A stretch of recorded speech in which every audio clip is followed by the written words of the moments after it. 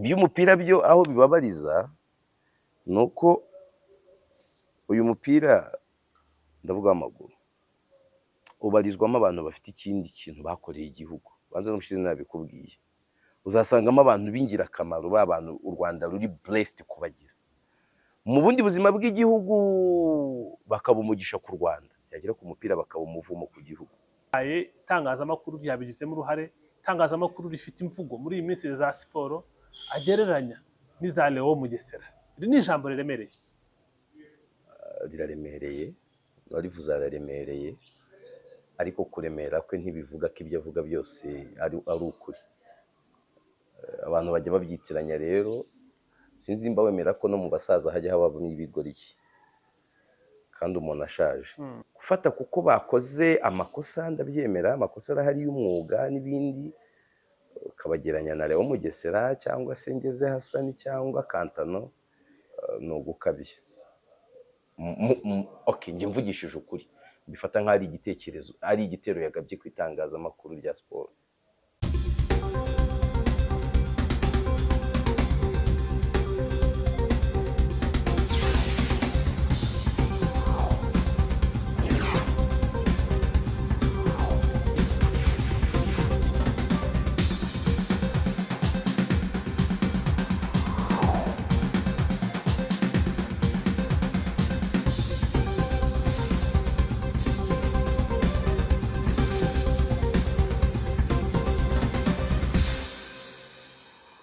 Yego, amahoro y'Imana bari namwe bakunzi ba National Diaspora Rwanda, ijwi rya Diaspora Rwanda. Turi kumwe na Yves Nkuye mu Rugendo, umusesenguzi tubana cyane hano ku Radio Diaspora Rwanda. Yves, nizere ko umeze neza?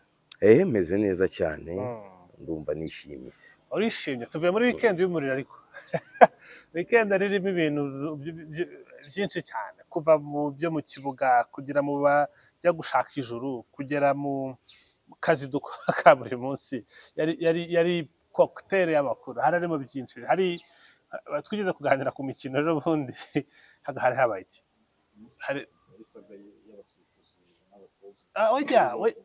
Ego ni Rubavu aho hari habaye ngo ikipe itsindishije Rutsiro inganya na APR 5-0. Izamu rya Rutsiro ririmo rukuruzi zikurura baro. Rero muri weekend abareyo basizoye rwose, baravuga bati ibi ni umwanda.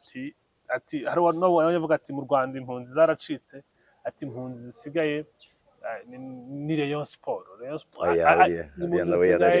Sport rwose ubona afite n'agahinda, ni amarangamutima n'amarira araza. Abareyo urukundo bakunda ikipe yabo si ibintu bavuga byo kubeshya, amarangamutima n'amarira akaza, ubona kumubwiye n'icyo yakora, niyo yaba ari icyo ari buhombe ushobora kugikora, ariko Rayon Sport ikamera neza. Izi saga wenda ntabwo turi bubyinjiremo cyane, ntabwo turi ziramutse ko ari zo nk'uko abantu babivuga, ntabwo zaba zitwicira izina nk'u Rwanda. Njye biranantungura ahubwo kuba nta kintu igihugu kirabikoraho.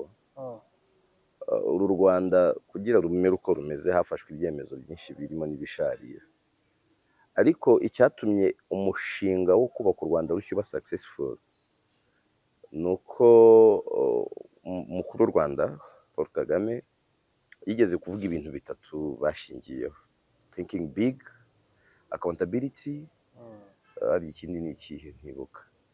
Rero nagiye ndiko kinjyanye, ariko ibyo bibiri byonyine, you cannot think big utekereza mu mupira urimo match fixing.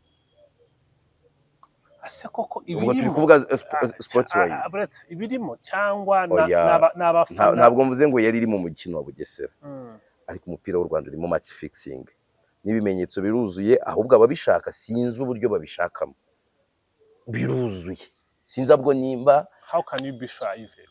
Ushimangira ko ubuhamya fixing mu Rwanda, uzi ubuhamya bw'abakinnyi bagiye batanga ubuhamya ko iyi match bategetswe kuyigira gutya. Uzi ama ekipe yahagaritse abantu kubera ko ibyo bintu byatekerejwe.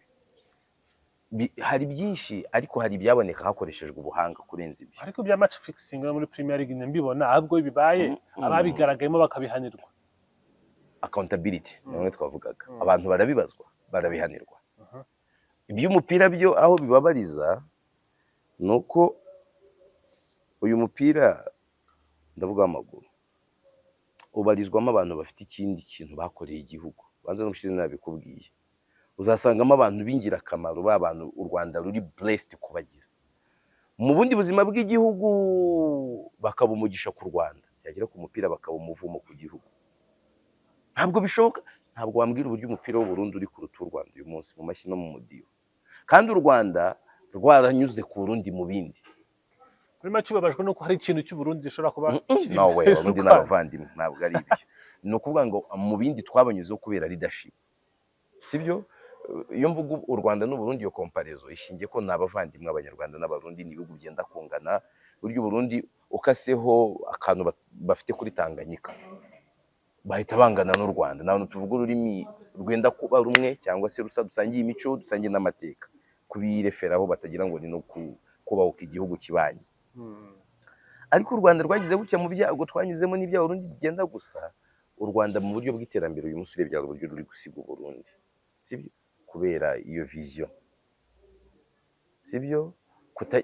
Ariko mu mupira nta smartness ufite, ntayo, nta kuri. Kandi ba bantu nyine bafitiye igihugu umumaro mu bindi twishimira, mu mupira barimo. Iyo ugiye kureba les figures, amazina barimo, personage nini, ariko umupira ugatekereza ko se ushobora kurya amateke umuceri ukakunanira. Icyo mbivuze, ushobora guhangana n'ibikomeye, ibi byoroshye binakurura amarangamutima bikanga. Ntabwo ari cyo kibazo, ntabwo ari cyo kibazo gihari. Kandi abantu niba bishaka bizanakemuka. Gukemura ibibazo by'umupira w'amaguru biroroshye, ni accountability izazamo, kandi sinimba bizarindira ko umukuru w'igihugu abijyamo mu buryo bweruye, ibintu FIFA ubundi idakunda. Ntabwo nzimba abantu bazikoresha inama, ariko ibi byabaye mu Bugesera ni wake up call. Ni wake up call ibabwira ngo nyamara musigaye muprovoka Abanyarwanda kwitwara mu buryo butari ubw'Abanyarwanda, uburyo buri barbare busa nabi, kuri ntabwo ari ubw'Abanyarwanda, ntabwo ariko dusanzwe bashobora gutangirira mu mupira tugatangira kubabona no mu bindi. Why not? Babibonye nk'ahari. Why not? Why not? Niyo mpamvu nabiriya haba hakenewe mezire, ariko igikomeye ntabwo ari uguhana abantu. Igikomeye ahubwo buza abantu, tuma abantu batisanga muri ibyo bintu. Bima impamvu ituma biyerekana kuri. Bima impamvu ituma bamera kuri. Ariko harabona yego. Kandi abantu ntibabirebe gutyo gusa ngo Rayon Sport ngo n'abafana ba Rayon ngo n'inishuro byabaye n'abafana ba Rayon. Abafana ba Rayon n'Abanyarwanda mbere yo kuba abareyo. Biriya byakozwe n'Abanyarwanda, ntabwo byakozwe n'Abareyo. So iyo mécontentement kuki abantu bumva ko nta butabera bari buhabwe, stili nibibaye umunsi ukabona koko bavuze bati nta butabera. So bishobora gutangira muri Rayon Sport, ejo bundi gitifu yakimanagira inka, abaturage bakamutwikira imodoka. Rubavu byagenze gute ejo bundi? Byagenze gute? Ariko ibyiza mu bundi buzima ntitubibonamo cyane. Mécontentement y'Abanyarwanda iri muri siporo cyane. Ibindi biriya ni by'abantu ku giti cyabo. Ahubwo abantu birinde ko uwo mupira abantu bajyamo guhungiramo izindi stress, bajya gushakamo ibyishimo bitabonetse ahandi. Uwo mupira wafashije u Rwanda kuba rumwe, bareke uwo mupira bawurinde. Kandi babishobora, kuko muri iki gihugu harimo abantu bashoboye, babishobora. Ahubwo tunyungu njye mbona ko umupira nk'akavuye bamwe bakarekeramo kugira bakomeze bibe, kugira ngo nyine bawunyuzemo ibitashoboka ahandi, ariko birica. Njye mbona rwose uru Rwanda uyu munsi twakabaye dufite umukinnyi ukina muri izi shampiyona 5 zikomeye. Utekereza ko impamvu tutamufite ari imiyoborere mibi y'umupira? Simple shyira akadomo. Imiyoborere mibi y'umupira. Ariko se ko ingoma zihinduka, urwishe yankara gukomeza rukayizonga, zigahinduka, umupira ukayoborwa n'abandi baje gute? Kandi utagira umupira ntubareferwa fo gusa, wari n'ama equipe yayobowe n'abandi baza gute? Ninde akubwiye ko abanyamupira nta bantu bize barimo? Ariandire bizabwira ntabwo yize. Jimmy Mulisa ntabwo yize. Murangwa ntabwo yize. Nakubwira amazina igihumbi y'abantu bize b'abanyamupira bari. Kuki bafite iyo mécontentement no kumva bakeneye kujya kuri umupira. Ubwo Mulisa we ntabwo ndi kumubara mu butozi, ndi kumubara muri administration. Ko ngiye bimwe nakubwiraga ngo ntabwo igisirikare kirema abanyapolitike beza, ubwo abanyapolitike beza bari mu gisirikare gikomeye, no ku mupira nuko.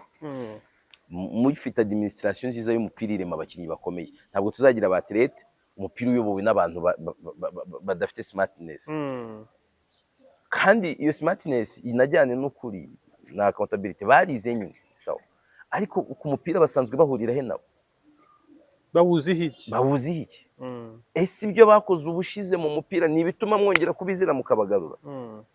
ariko irasagara Bugesera zamuye amajwi, nabonye hari n'abanyamakuru bagenzi bacu bavuze bati nta gikuba cyacitse, nta banyamakuru babikabirije bashaka kuzana gahunda za kera. Ibintu uvuga ngo biroroshye, ntabwo byoroshye, ntabwo byoroshye na gato, kandi bitacinga imitima y'abantu. Impamvu nari mbizanye ni uko hari abantu batangiye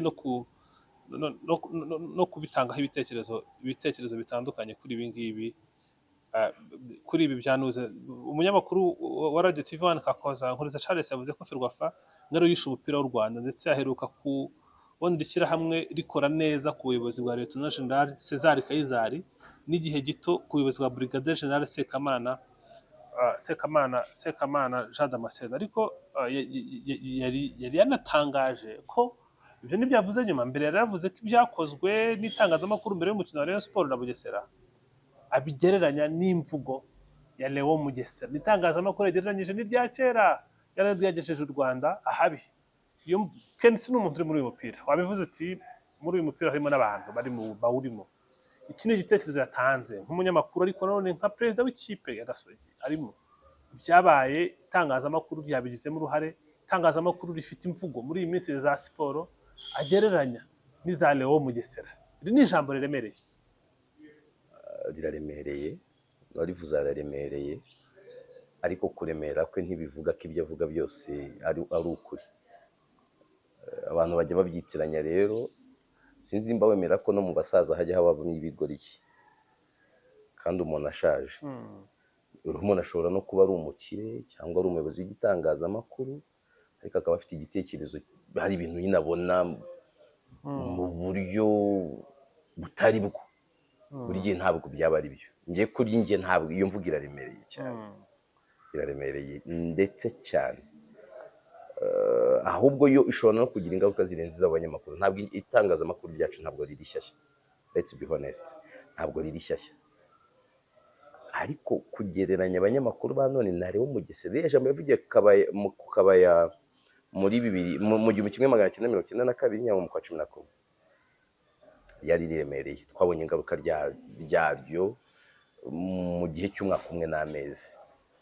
Uyu munsi Barore niba ushize atubwiye ngo abanyamakuru basa nk'ubutegetsi buriho, bitwara nk'uko ubutegetsi bumeze.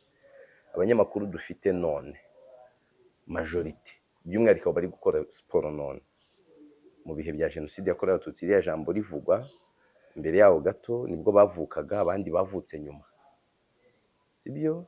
Bamwe muri abo banyamakuru ni aba victime barokotse jenoside yakorewe Abatutsi. Bamwe muri bo gufata kuko bakoze amakosa, ndabyemera, amakosa arahari y'umwuga n'ibindi, ukabageranya na Léon Mugesera cyangwa se Ngeze Hasani cyangwa Kantano, ni ugukabya. Okay, njye mvugishije ukuri, bifata nk'ari igitekerezo, ari igitero yagabye ku itangazamakuru rya siporo. Icya kabiri, biranababaje kuba uyu munsi nta nubwo ari Kensi gusa, n'andi bantu bari ku rwego rwo kuyobora ibitangazamakuru mu Rwanda bari guhitamo ko inenge z'itangazamakuru tuza kuzibwirana hano kuri mikoro no kuri kamera. Mu Rwanda hari RMC, hari RGB, hari ARG, none aba siporo bo bafite na AG Sport, hari forum na forums zihuza abanyamakuru. Uyu ni umuyobozi w'igitangazamakuru, ngira ngo batunga media house owners. Ntibishoboka ko baba badafite itsinda bahuriyemo cyangwa se nishaka bibe group ya WhatsApp. Niba hari inenge, hari n'ibihanga, yakabaye biganirwa internally. Turi mu isi, you cannot defend ikintu at the same time wataka icyo kintu, sibyo? Turi mu gihugu aho basanzwe babwira abanyamakuru cyangwa se raporo zerekana ko ubwisanzure bw'itangazamakuru butameze neza, sibyo? Twebwe abagerageza gukora no kuba muri ibyo bintu, twe tukavuga duti oya, ibintu ni sawa, ni raporo zibangamye, noneho bikatangira kumera nk'aho abantu bamwe bari buze kwatakana, kandi burya atake cyangwa se menasi yo kuri mikoro ku munyembaraga uri muri bya bintu ni censorship. Za forum zo mu gikari twakaye tutiteza abantu, mba dukeneye kubahisha umwuga no kuwurinda, bimwe twakaye tubiganirira mu gikari. Ariko ibyabaye imbere y'umukino nabibonamo amakosa kuko y'abanyamakuru bimwe na bimwe, ariko atari ku buremere bwo kwitwa gutya. Nje ntabwo navuga nka reaction ya mugenzi we ngo RIB imukurikirane, nje ndi umwe mu bantu badashaka RIB mu bintu by'abanyamakuru. Atari kuvuga ngo abanyamakuru babagahugu RIB itarebamo, abanyamakuru ubwabo birinde ko RIB bageramo. RIB si inshuti y'abanyamakuru, ntabwo ari byo. Iyo uri kuvuga gahunda nziza za leta, iyo uri kuvuga ibituma abantu badakora ibyaha, iyo uri gukora amakuru ashobora gutuma RIB igenza ibyaha, uri umufatanyabikorwa mwiza wa RIB. Ariko ndakumenyesha ko igihe cyose RIB yakugenzura, umunyamakuru yatangira kukugenza, ntabwo yitaye ku nkuru nziza wakoze. Ushobora kuba warakoze inkuru 600,000, aragenza ibyo bagenza. None twebwe twakabaye dukora ibintu birindana hagati yacu, dukeburana, twese twabaye ngo RIB ize gukora iki? RMC irakora iki? ARG irakora iki? RGB irakora iki? Nta Rwanda Editorial Forum ibaho, aba editors bakora iki? Nyine ahubwo ibintu biba byashyizwe ku rwego na biriya. Nyine navuga ngo abantu nizo nzego ntizibyegereza umutima, babifate nk'aho ari iby'umuntu umwe yatekereje ku giti cye. I'm sorry to say so, kuba ari umuntu ukomeye cyangwa ari umuyobozi w'igitangazamakuru, ejo nanamubera umukozi hambera boss, ntibyatuma ntanavuga ko ari igitekerezo kitari cyo. None se ubu ntabwo yabivuze, wenda afite uburyo yabivuzemo butari bwo, nanjye ndemeranya nawe, ariko se wahagarara ku maguru abiri ukavuga uti nta hostility ihari mu itangazamakuru rya siporo? Ejo bundi uvuze RIB yihanangirije Karenzi Eskanana na wundi bakoranaga mbere Regis. Twabonye hagati ya Anta na Taifa umuriro waka, twabonye hagati ya Anta na Kazungu Clever zibyara amahari. Twagiye tubona hostility hirya no hino, abanyamakuru barakora ibintu bimeze nka seri byo gusubizanya, uyu yavuze iki, uyu yavuze iki. Ni twebwe tubitera. Uzi none ikintu gihari, uzi kubaza inshuti yawe mucambuzi. Ubu abanyamakuru bamaze gukora content, nyine abajene bakeneye kwizamukira mu mwuga, content ishingiye ku kuvuga ubuzima bw'abanyamakuru n'ibyo abanyamakuru batumvikanye n'aho abanyamakuru bakutuye, ibyo bikavamo akazi. Uri kumva se wa mwuga wacu tutawugize uburaya, tutawanditse? Kandi none uzarebe abo bantu b'amazina manini bari mu mwuga, abo bana nibo bikenereye, nibo bakora thumbnail. Niba ari uko bimeze se, ntabwo mva ko ikibazo nyine kirimo. Niba ibyo ngibyo ariho biri, abo bantu bose uvuze harimo woroshye, harimo ari naho hava ayo makosa yo kuvuga ibintu, nyine gukora amakosa abantu bazi ngo wenda bafite amafaranga, bari kuri spotlight, barazwi, abantu bakanagira igihe bakumva babaye igisobanuro kibiri byo n'ibitari byo, bikazamo amakosa. Muri ayo mazina yose wumvisha harimo umukenuzi, hari umunyamakuru muturimo, ariko ibyo bakora birabamba itangazamakuru ku musaraba.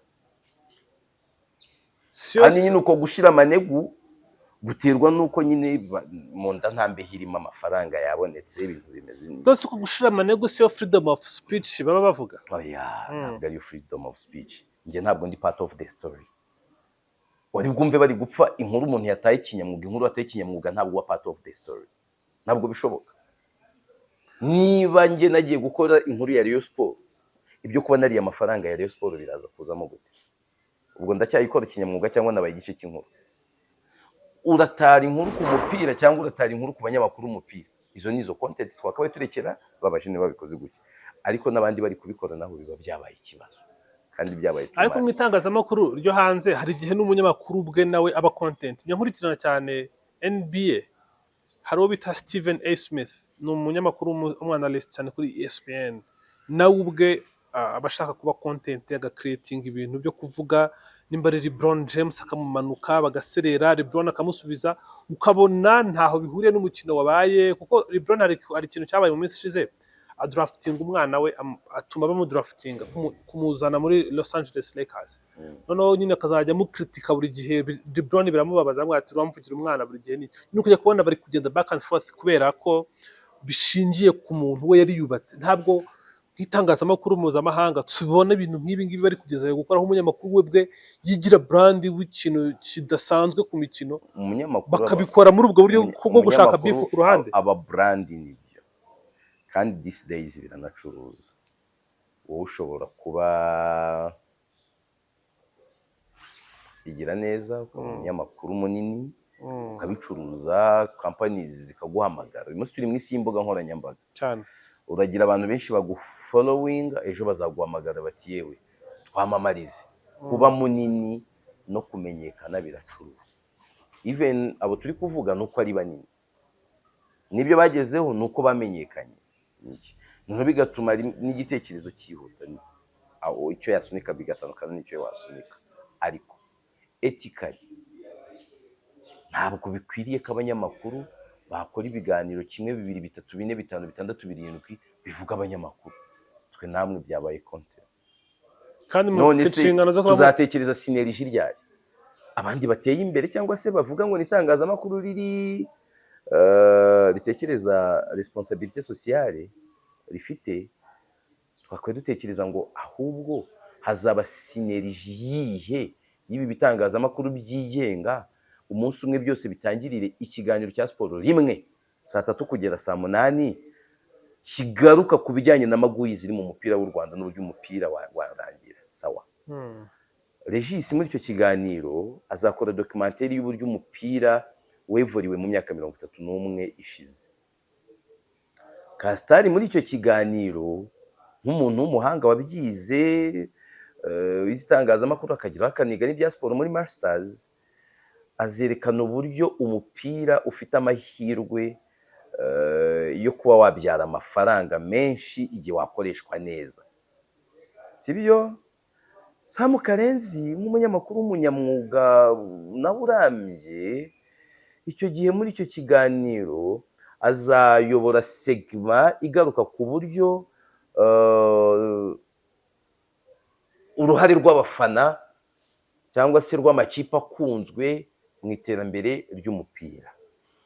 Kanaka azatubwira case studies z'ibihugu bimeze nk'u Rwanda ariko byateye imbere mu mupira. Iyo synergie izerekana ingaruka za ruswa mu mupira. Romario Jabari, ibyo bintu ntibishoboka ahantu hatari solidarité, hatari fraternité, hatari iki, kandi ibyo ntibishoboka abantu bari kuryana gutyo, bari guseberana kujya muri libo, bari gutukana. Niyo mpamvu ngende kuvuga ngo aba bantu bakuru nibo bari kwica itangazamakuru kurenza aba bana uri kubona. Abo bana barerekwa urugero nande? Abo bana ninde baza kwigiraho?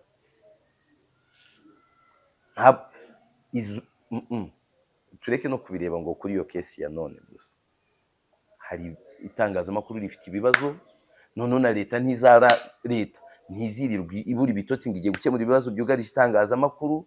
Ababirimo nabo bwaba ari ibibazo mu itangazamakuru. Ibibazo by'itangazamakuru n'abaririmo bwabo ni ibibazo muri ryo. Ubwo ngubwo uramutse fast forwardinze ntiwabona bisa nk'aho ariyo mpamvu hari n'ibibi turi kubona. Itangazamakuru ryagombye kuba rimeze nka watchdog, ryagombye kuba rireberera iyi Ferwafa n'aba basifuzi bakoreye amafuti, ryarangariye mu bindi. Umwanya wo kujya gukora investigation ngo ayo mafuta abe highlighted, bamwe bari tayari kuza kuyashyira hanze, abandi bari tayari kuyarinda. Kubera iki? Kandi utundi tuntu tw'utunyungu turaho n'ibindi ntabwo bishoboka ko ayo mafuti yavugwa. Buriya abantu, reka nkubwize ukuri, abantu batekereza ngo ngo Ferwafa abantu barimo bafite abandi bantu babarinze, ushobora kubikora bikakugwa nabi uvuze amabarimo kugeza muri Minisiteri ya Siporo. Abantu bashatse kuyinvestigatinga bayabona, kandi abantu banayashyira hanze ntibinagire n'ingaruka. Reka nkubwize ukuri, nk'uyu munsi tubonye ikiganiro gihuriweho n'ibitangazamakuru 6 bikomeye muri siporo mu Rwanda, kikabera amasaha amwe, inkorano kabara yishatse bicecekeye, kika-expose umwanda urimo, ndetse bakanavuga ko ari seri igiye gukomeza. Sibyo? Ari seri igiye gukomeza, baze expose uwo mwanda, kandi ndabizi umukuru w'igihugu byamugeraho akatuma kandi bigakemuka. Bavuga tugiye kubikora. Abo ba editors bano bayobozi b'ibitangazamakuru bakuru nibo bakabe bagira iyo filozofi. mu kugira iyo filozofi ni risike koko ariko iri shared. Muri kwa kugira iyo filozofi akaba aribo bajya banamenya ngo igira neza turamutumiye inkuru mu ibanga, ndetse bakanagufasha ko inkuru nk'izo zikenera amafaranga kugeza produit fini ibonetse, bakayeyaringa icyarimwe n'iki. Hari uwaza gufunga ibyo bitangazamakuru ngo nuko muri ba kajurite hajemo abakomeye kanaka, ndakubwiza ukuri ntawabifunga. Kandi igihugu cyaba kigiye kubona umuti mwiza usharira. Kuwa mbere bagakubitaho sineriji ya mbere, ibisakuza bigasakuza, bagaceceka, batangira kugira kuwa mbere w'icyumweru gitaha ba, kuwa mbere w'ikindi ba, abantu bababara, abafungwa bagafungwa, abavanwa mu nshingano bakazivanwamo, abantu bakicara bakiga umuti wa siporo. Ntibishoboka bimeze gutya. Uzi icyaba uyu munsi wazana icyo gitekerezo, abantu batangira bakajya baguconganisha ibyawe bigahomba, wahura n'ibibazo. Itangazamakuru ba nyiraryo leta ntizaritabara abo bataritabaye. Nibo ba mbere bagomba kubanza kureba ngo mufite ari ako, ntabwo mufite tuzayabwiranira kuri mikoro. Imana ifashije. Ntabwo tuzabwiranira ayo mafuti kuri mikoro. Nimba nkumva neza ibibazo birahari muri itangazamakuru ry'imikino, ntabwo ari iby'imikino gusa. Wenda nuko dore ikibazo iby'imikino ari byo bisakabaka. Mu bibazo by'imikino abantu benshi bakunda imikino, ibyo tubanze tubyemere. Buri imikino n'amadini ni ubuhungiro bw'abantu. Umuntu winaniriwe mu mutwe ufite ikibazo cya randirodi wongeyeho senkani batabivuganye, arigira kureba umupira. Niba yitsinda asimbuka avuga ati wawu, ababyibagiyeho gato. Imikino byageze n'abantu babibona abariho bashora imari, nyine rubazira ibikenewe. Ibitangazamakuru uyu munsi byose biri kwishorera mu mikino cyane, ifite abantu benshi baza kuyireba. Ikindi, abantu nyine mu mikino bashobora kuvuga ibyo abandi batavuga, ntabwo iri sensitive nk'uko twaba turi kuganira ku bibazo bya Kongo n'u Rwanda. Ntabwo wakirekura uko wirekura mu mikino.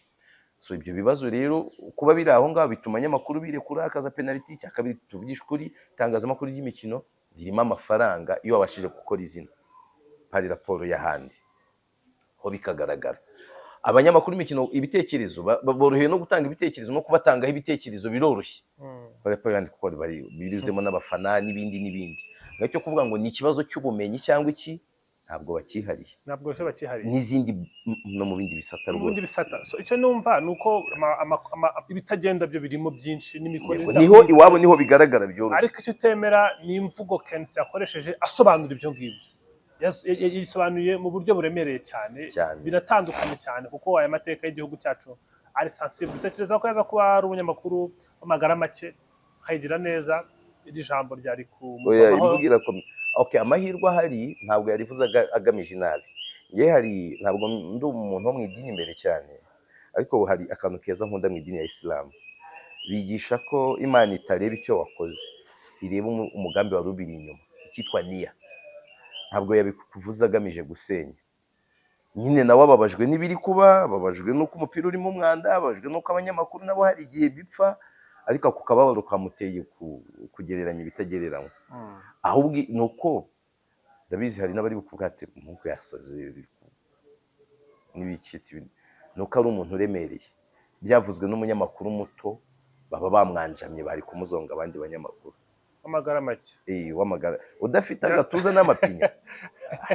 Nyiragatuza bari kumumerera nabi. Nyiragahanga gato wanduka. Ibibazo byo birahari. Nicyo ntemera n'imvugo.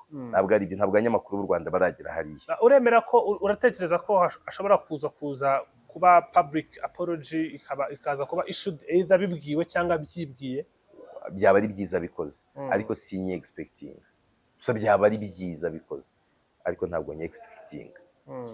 Niki dushobora kwigira muri ibi bintu, kuko ntekereza ko twige kumesa abanyamakuru bo mu Rwanda guhera kuri Kenisi n'abandi bakuze ku rwego rwe, twige kumesera imyenda yacu yanduye mu gikari. Bitari ibyo itangazamakuru abantu tusanga mu bibazo, abantu bari kuri tera icyizere, none nabo aba role models b'abajene bari bo babyangiza, bagiraho babiganirira nk'aba owners mu bikari, muri ya miryango navugaga n'ibindi. Ibindi bizagenda biza. ibindi bizagenda biza. Natangiye mbwira nti weekend ishyushye irimo ibintu byinshi. Yari yabanje muri sico nibwo twatangiye dutangirira kuri Grace Room, byakomeye rwose. RGB yahitambitse rwose ivuga iti ntabwo mwongera gukorera hano hantu muri ministry, ntabwo muri urusengero. Amategeko arabisobanura, abantu babizana amarangamutima barabisesengura mu buryo bumwe, kuko wari ubivuze mu kanya, ikintu cyitwa imyemerere cyo ni ikintu kirenze kure cyane ibijyanye n'imikino, kuko haba harimo na menace iri inyuma y'icyubwiwe kitagikora kiri bukubeho. Abantu benshi bizerera cyane mu myemerere kuruta ibindi bintu ibyo ari byo byose, kuko bakubwira ko impamvu bariho ari ukubera iyo mana yabo basenga.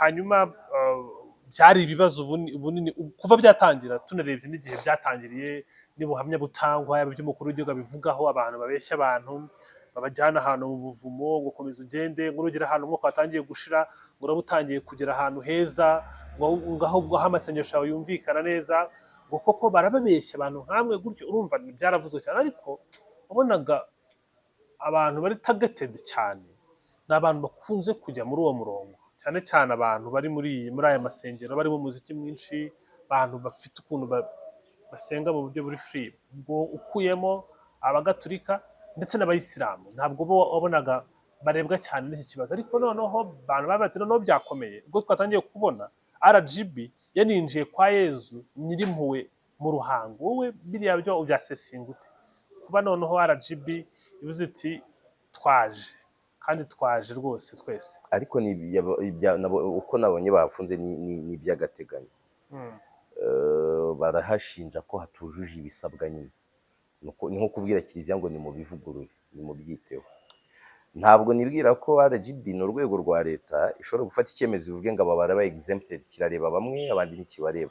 Kiliziya Gatolika iri included mu madini, malgré ko ifite byinshi yakoreye igihugu kurenza andi madini mu bufatanye na leta. Hari ibyo Kiliziya yakoze mu burezi, mu bucuruzi, hari byinshi. Rero kuba bahageze njye ntabwo mbibonamo umwihariko. Nta nka yacitse amabere, nta nka yacitse icebe. Abantu barabitekereza ku buryo ari ahantu abantu bizera ko haba ibitangaza, barabitekerereza mu buryo bahazi no ku buremere bazi muri Kiliziya.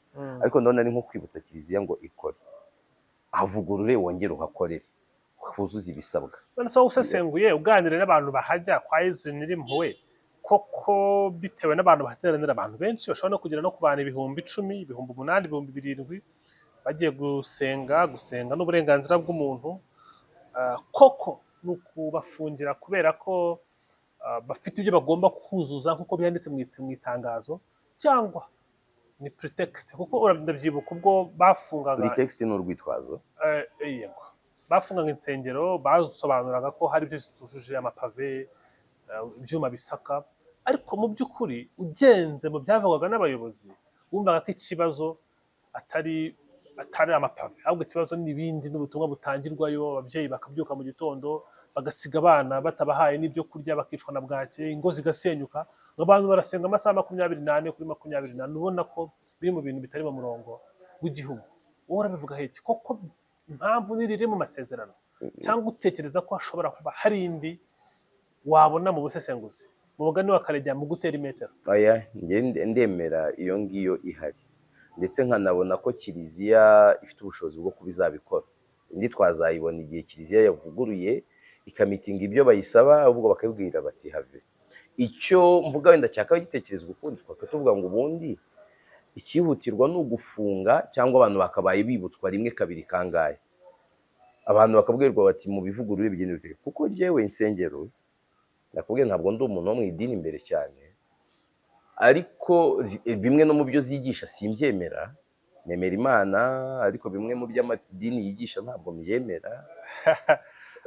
Hari ikiganiro twigeze kugirana kivuga kuri papa, uburyo bisinze ibitekerezo watanze, ariko abantu muri comment bari bakwishe cyane bakubwira ukuntu ntabwo ndaza kongera njye kuza temera Imana. Ndaza kukiguha link. Njyewe n'ubu nemera Imana, ariko ntabwo nemera amadini gutyo gusa ngo mbijyemo buhumyi. Icyo nemera rero ntabwo kubafungira numva bitagakoreshejwemo ingufu nyinshi, kuko amadini hari kimwe mu bintu nzafasha abantu. Amadini ni ubuhungiro, bw'abantu. ni ubuhungiro, umuntu aba yifitiye stress, yifitiye ibibazo akaba abihungiyeyo. Nk'u Rwanda rero rufite abaturage mu myaka 31 ishize bari barataye icyizere batazi ko izuba rizongera kwaka ibintu bigende neza, ayo madini yarabafashije. Ubwo buhungiro bw'abanyarwanda rero, kuba mu ntama harajemo ibirura, ni byiza no kureba uburyo ibirura byava mu ntama, ariko mu buryo intama zitaza kumva zihungabanye. Niko mbitekereza, kuvuga ngo barebe uburyo abantu bahabwa uburyo bafashwa kuba ibyo bikenewe byagerwaho, kugira abantu babone aho bakomeza kwihungira ibibazo byabo bake. Nta kibazo mbibonamo. Wakomeje kuri Kiliziya Gatolika uyisesengura, uyisobanura mu mvugo washatse kuvuga nk'idini géant. Idini harya ni rigore, ntabwo mbeshye, ni religion géante, ni idini géante rifite imbaraga. Utekereza uti timing yo gutana mu mitwe na Kiliziya Gatolika mu gihe habamo papa, mu gihe ku isi dufite papa mushya ushobora no kubaza n'u Rwanda mu buryo bumwe cyangwa ubundi. Abanyamerika benshi bize, nkunze kumenya ko bashobora gusobanukirwa bakamenya na geography indi itandukanye n'abandi bantu bakunze kutamenya ibindi. U Rwanda kurumenya ko araruzi, kuko n'umukardinali, harimo n'umukardinali ukomeye mu bakardinali electeurs batora, Kardinali Kambanda. Ni igihe cyiza cyo kujyana cyo gutana mu mitwe na Kiliziya Gatolika mu gihe dufite papa mushya. Nta duel ndi kubona, nta duel mbona rwose, nta duel ndi kubona hagati y'u Rwanda. Koresheje duel, abajene duel bahise ibindi. Nta gutana mu mitwe kuhari, hafunzwe by'agateganyo, hari standard zashyizweho bazabyubahiriza. Ariko hari insengero zashyiriweho za standard hashize amezi, umwaka, barujuje ibisabwa, n'ubu ntabwo barafungurwa. Barabwira mutegereze tuzababwira. Hari icyizere cy'uko izo standard niziza nabwo bazabafungura. Yaba ari amakosa akomeye. Leta yaragiye ivuga ngo nimugende muvuguruze, mwuzuze izo standard, abantu bakabyubaka nk'urusengero idafite gahunda yo kuzabakomorera. Yaba ari amakosa akomeye. Rero nibwira ko iyo gahunda ishobora kuzaba ikaba ari nka inspection yatinze, ariko ishobora kuzagira gutya umunsi uyu ikaba. Gusa ibigaragara inzira zo gufungura no kujera amadini zirafunganye mu Rwanda uyu munsi. Ntabwo zikiri inzira ngari nk'uko byahoze, uyu munsi zirafunganye. Mu kanya ku itangazamakuru nakubashije ijambo wababwira ku madini n'abayoboke bayajyamo, urababwira iki? Kuko ikigaragara hari ubushakashatsi buri gihe navuze ku madini ndabwiyambaza, bwakozwe muri 2010, bwaje gusanga Africa is the most religious continent, niwo mugabane usenga cyane kuruta indi. Ariko iyo urebye ku musaruro w'ibibazo, continent nanone ubwire wumva ntavunika. Ubihuza ute kuba hari ibihugu nka bifunga insengero bigashyiramo amashuri, noneho mu gihe ahubwo mu Rwanda no mu bihugu bikennye muri Afurika bafunga amashuri bagashyiramo insengero, aho n'umugore ashobora kureka akazi akajya mu masengesho avuga ko ariho hari ibisubizo byose. Gusenga kurajyanwa gute n'ubu buzima turimo bitajyanye n'ibyo twabwiwe ko amasengesho ari byose? Imyumvire uko izagenda izamuka mu bantu, abantu bazamenya ko ushobora gukora amasaha 8 ugasenga iminota 20. Iminota 20 burya ubyutse nayo ni myinshi. Ubyutse ugiye mu kazi, senga iminota yawe. Ubwire wumva ntavunika. Ifata iminota yawe 5 ubwira Imana, ubwire ko uyikeneye muri gahunda zawe z'umunsi, unayishimire ko ijoro ryagenze neza. Abantu benshi saa 9 z'ijoro na saa 10 baba bapfuye. Nujya kuryama uyishimire ko wakoze bigakunda, unayibwire ko iryo joro ko bimeze neza, ucishe munayiririmbire. Iyo minota ku munsi ntabwo ari nyinshi. None nimba guterana nabyo ari byiza, abantu nabwo batagire banatekereze ku mwanya amateraniro amara. Ko n'amateraniro y'amasaha 2 habaye banza mu karyo umuziki 3 kigishwa mu gasenga, hazemo n'ubwo busirimu. Ariko ngewe sinzi igituma ku madini nyine bigira ni ikibazo. Ku ruhande rumwe abantu betwara mu mwanya munini, ariko narebye mbona na business wise ntacyo tuba dukora muri weekend. Nshakira nk'abikorera ku cyumweru usanga bakora. Abenshi baba baruhutse, abafunze jya mu mujyi rwagati. Rega benshi bakora ufite target, nimba ukire gukora nk'akabari nibwo muri weekend ukora. Nako nibiba byoroshye. Ibyiza nyine ibintu byose babirebe nimba ari iterambere. Urugero nk'ahantu turira batubagaburira abantu bakazi batandukanye muri weekend nta biryo wahabona kuko abantu bagaburira ntabwo baba bakoze. Ntekereza ko n'abikorera bajyana nyine na circulation y'abantu. ibyo rero ahubwo dukwiriye kubyitaho ntitubirebere no mu madini gusa, tukarwana no kureba uburyo movement ubucuruzi ibintu bigenda hatitawe ku munsi, hatitawe ku masaha, za gahunda za 24 zikabaho, abantu bakajya ntibajye bajya mu masengesho ngo bamaremo umunsi wose, kuko umuntu ntanaburi n'umwanya wo kujya kwitera umwanya mu masengesho, nta n'ikintu ari gukora. Dusiga abanyarwanda dufite umwanya munini wo kuruhuka we, munini wo kuruhuka ku buryo buteye ubwoba. Ntabwo ikibazo abantu basenga kubyumva cyangwa kubikunda biragoye, baba mu madini cyane, ariko duta umwanya munini mu nsengero, ariko nta mbuto tubona mu buzima busanzwe, nta mbuto ntazo. Abantu basenga nanone baze kubikomentinga bambwira bimeze bite, imbuto murazibona ko mu ariko masengesho. biterwa n'icyo wabwiwe. Hari abakubwira ko iyi si ari iyo gukoramo ibyiza by'ibisubizo cyangwa by'umusaruro uzabona nyuma y'ubu buzima. Gukorera uri isi turi abagenzi rafiki yangu, maze tuzabaho neza iteka tuzabaho nyuma. None si imbuto nyine urazibona abantu, ibyo tuvuga imbuto tuvuga ubugira neza, urukundo, ubupfura, si byose mu nsengero batubwira. Hanze urabibona se? oya abantu bajyayo, niyo mpamvu nakubwiye kuruhuka, bagukubita ibyo miziki n'ibisenti ube wibagiye gati ibibazo ufite. Sihoze umbwira muri commentaire ibitekerezo natanze, abantu ku madini abantu ntibabikunde bose. ntabarimo batukanaga he benshi, None ariko se- ntabwo bagutuka byo kukwandagaza, bakumvisha ko ibyo uvuga atari byo, ko wayobeye. ko wayobye uri kubeshya, Ibyo byo nta kibazo, ibyo byo nta kibazo. uri kugoreka imvugo za rurema. Oya, ntabwo nagoreka imvugo z'Imana, ahubwo abakoresheje n'abagoretse Bibiliya n'izindi nyandiko z'Imana urongeye nibo babikosheje. None Bibiliya nkuru ntabwo tuyizi uko bimeze, turi gukoresha James Ahari, cyangwa nayo nyuma yayo haje indi. Ejo bundi muri Bibiliya hari niyo mfite y'aba Yehova yitwa ubuhinduzi bushya bw'isi.